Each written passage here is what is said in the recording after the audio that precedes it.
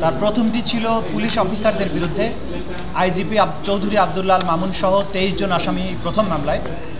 সেই মামলাতে আজকে 8 জন গ্রেপ্তারকৃতকে হাজির করা হয়েছিল ট্রাইব্যুনালে। এই মামলাতে আমরা দুটো আবেদন দিয়েছিলাম। একটা হচ্ছে চৌধুরী আব্দুল্লাহ আল মামুন ফরমার আইজিপি, তাকে আমরা জিজ্ঞাসাবাদ করতে চাই, যেহেতু তার নেতৃত্বে তিনি পুলিশের প্রধান ছিলেন, তার নেতৃত্বে সেই জুলাই আগস্টের সমস্ত হত্যাকাণ্ড, মানবতা বিরোধী অপরাধ সংগঠিত হয়েছিল, এপিসি ব্যবহার করা হয়েছিল, হেলিকপ্টার ব্যবহার করা হয়েছিল, মারণাস্ত্র ব্যবহার করা হয়েছিল। এই বিষয়ে তিনি আগে একটা জবানবন্দি দিয়েছেন। সেই জবানবন্দির সূত্র ধরে আরও অনেক তথ্য, যেগুলোর ব্যাখ্যা তার কাছ থেকে আমাদের দরকার।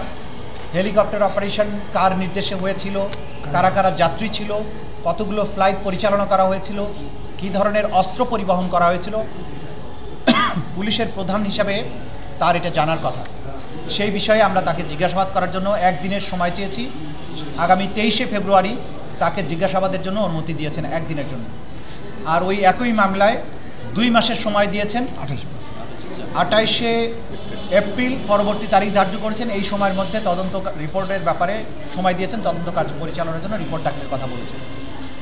দ্বিতীয় মামলা ছিল র্যাবের একজন সাবেক company commander additional SP Mohiuddin Faruqui. তার মামলাতে আমরা সময় চেয়েছি 3 মাসের তদন্তের জন্য। 28/5 তারিখে পরবর্তী তারিখ নির্ধারিত হয়েছে। তার বিরুদ্ধে অভিযোগ হচ্ছে তিনি অসংখ্য মানুষকে গুম করার সাথে জড়িত এবং গুমের শিকার ভিকটিমদেরকে তার অফিসে এবং বিভিন্ন আয়নাঘরে, নির্যাতন সেলে অমানবিক নিষ্ঠুরতম পন্থায় নির্যাতন করতেন এবং নির্যাতন করার ব্যাপারে তিনি একজন মাস্টার মাইন্ড, তার একটা স্পেশাল কোয়ালিটি আছে।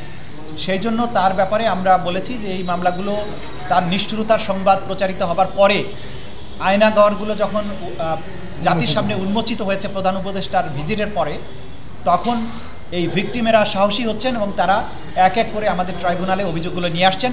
সেই অভিযোগগুলোর ভিত্তিতে আমরা তদন্ত কার্য পরিচালনা করছে আমাদের তদন্ত সংস্থা। তৃতীয় পিটিশনটা ছিল আসামি আলেপ উদ্দিন, এডিশনাল এসপি, সাবেক র্যাবের একজন কোম্পানি কমান্ডার। আলেপ উদ্দিনের অভিযোগ সবচাইতে মারাত্মক।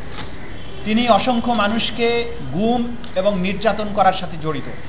আজকে এই ট্রাইব্যুনালের কক্ষে আপনারা দেখেছেন, আমার পেছনে অনেকে দাঁড়িয়ে আছেন, যাদেরকে আলেপ উদ্দিন অপহরণ করে গুম করে বছরের পর বছর আটকে রেখেছিল।